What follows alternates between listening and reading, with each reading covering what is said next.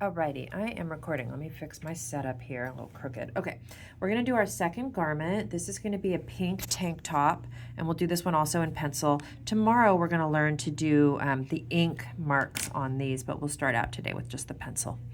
Okay, so we left off with the skirt. Now, before I get into the pink tank top, let me just note a couple of things. Some people ask me when I do these invisible zippers, a really good question is, well, how do we know where the zipper stops? And that's a good question. It's an invisible zipper. You can't actually see it. There is no mark at the bottom of the zipper. So if you wanted to annotate your flats by actually drawing a little arrow, you could say invisible zipper. Okay. And likewise, if you wanted to let people know that this is a pocket, you could say pocket, because otherwise there is no way to know based on what the flat sketch looks like. Okay. All right, let's do our tank top. So the garment photos are in the homework assignment. You'll find them all there. It's a pink tank top, and I want to point out a few things to you. This tank top has a bias binding around the armholes and the neck. Bias bindings are done several different ways, but this particular one has a stitch visible on the inside, but not on the outside. On the outside, it's in the ditch, we call it, so we can't see it. There's a shoulder seam on both sides, and what you'll notice is that bias binding loops around the armhole and joins right down here at the side seam. If we follow the side seam down, we're going to see a dart. That dart is pointing towards the bust. The neck band is also bias bound. There's that little stitch visible on the back neck, and as we go around, that neckline bias binding joins here at the wearer's left shoulder. Whenever we have an awkward joint like this, we always put it on the wearer's left side. It's a pretty flowy tank top. It's got a shirt tail shape hem, and that hem has what's called a baby hem. So it's a 1/8 fold and fold with a little stitch right there, and you can see the inside of it, and that's the outside of it. Okay, we're ready to go. Let me go ahead and start our flat. I'm going to try to conserve tracing paper and see if I can fit this flat. Ooh, I can fit it. I can fit it on her just right here without using a second piece of tracing paper. So I'm going to go ahead and put my earlier fold line back on her center front so I can reuse this tracing paper. Okay, now take a look at the photos in Canvas. I put photos of this garment, all different views of it, and I'm realizing I might have forgotten to put one front view. I'm going to draw the neckline on here. The neckline is scooped pretty low, and the shoulder seam is out about here. Now, when you learn to do this in Illustrator, which I hope you do eventually, the process is exactly the same. We start on the wearer's left side, and we start right up here where the shoulder and the neckline intersect. We identify where that lands on her body. I'm going to go about here, kind of by this princess line mark, and I'm going to scoop down towards the front neck. Okay, we'll go something like that. The shoulder strap I'm going to put in next. We'll put it about that long, and then I'm going to draw the armhole. Now the armhole is a little bit low, but not too low. We'll go down about like that, okay? Next, I want to draw the side, and if you do this in Illustrator, guys, you will be doing the exact same steps just in the computer. We work our way kind of counterclockwise around the body just like this. So from my armpit location, I'm going to flow away from the body. This is really important. This is not a tight-fitting garment you'll see when you look at the photos. It's really loose and flowy, and it's going to come down to about hip length. So I'll stop about here, pretty much even with her bikini line, and I'm going to go ahead and, I should probably call that that's sort of a high hip, mid-hip location right there.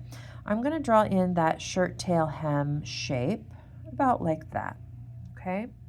It's got a little bit of a curve on it. Now let me take my croquis away so you can see what I've created. That's pretty good. I'm okay with that. Before I start putting in details, I'm going to drop in the back neck. Okay, so here's the back neck of this garment, and it's a little higher than the front neck, but it also scoops down. It is super important for everybody to know that when we do a neckline, we drop the front down and we drop the back down. Okay, even if it's a crew neck like a t-shirt, like a relatively high-fitting neckline, it's still going to drop down in the back. okay? There, even a mock neck, like there are maybe some exceptions if you're doing turtlenecks, but if you know your pattern making, you know that the shape of the back neck dips down to accommodate the neck, and we want to reflect that here. The other thing I want to do is show how the front armhole, or armscye is another word for that, scoops in a little bit more than the back. So I'll go ahead and drop in my back armscye right here so I can see that opening, okay? The front always scoops in more than the back for standard garments because our arms go forward, right? So we need this to scoop in a little bit more. Now I'm going to start putting in my details. I'm going to start with the trim around the neck and the armhole. So let me just go like this, make sure my camera is nice and even so you can see it. I'm going to put my thin little bias binding going right around the front edge of the armhole, and I need to neaten that up a little bit. I need that back edge to hit right here. And then inside this little peekaboo opening, we can see a sliver of the armhole. Now, this is a situation where people make a lot of mistakes. I want you to notice that as I drew the back edge of that bias binding, I could only draw it to about here. I sort of ran out of room to show the rest of it. Okay, don't try to connect it up to this point because it doesn't go up to that point. Let me show you what I mean. Here's the garment. There's the bias binding. On the front of the armhole, I see the entire thing, but on the inside of the armhole, it is running out of room. It disappears behind the front edge. Sorry, these garments are kind of grungy. I've had them in the classroom for years, and I really think they do a good job of showing different construction techniques. I should probably take them home, run them through the wash. Okay, here's the front of my neckline. There's the bias binding there. Just like the back edge of the armhole, this one also is going to disappear before it hits that top corner. And I'll show you what I mean on the real garment if you're not sure. There is your back neck, okay, just like this, okay? So we see the entire front bias binding, but on the back neck, that lower edge disappears as it runs into the front. Okay, let me put a side seam on here, really close to the edge, just like that. And I'm going to put my dart. In order to put the dart, I want to go back onto the croquis because I need to make sure that my dart is aiming for the apex.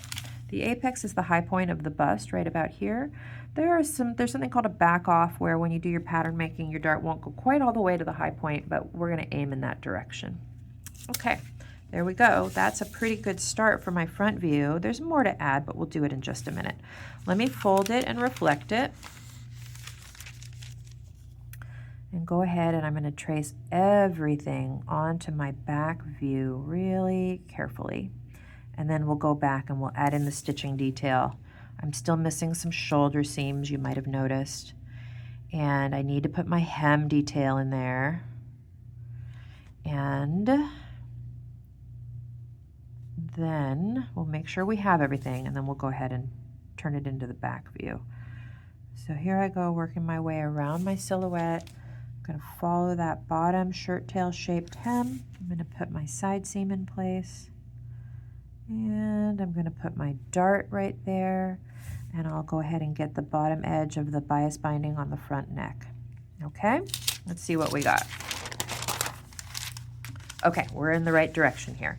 I'm going to go ahead and put the shoulder seams right here and right here. Now, I want to pause and show you guys something important. Okay, this is a little bit nitpicky, but I want to do it. On the wearer's left shoulder where we saw that there's a joint, I need to show that. Okay, so that's just a little bit of asymmetry on this garment.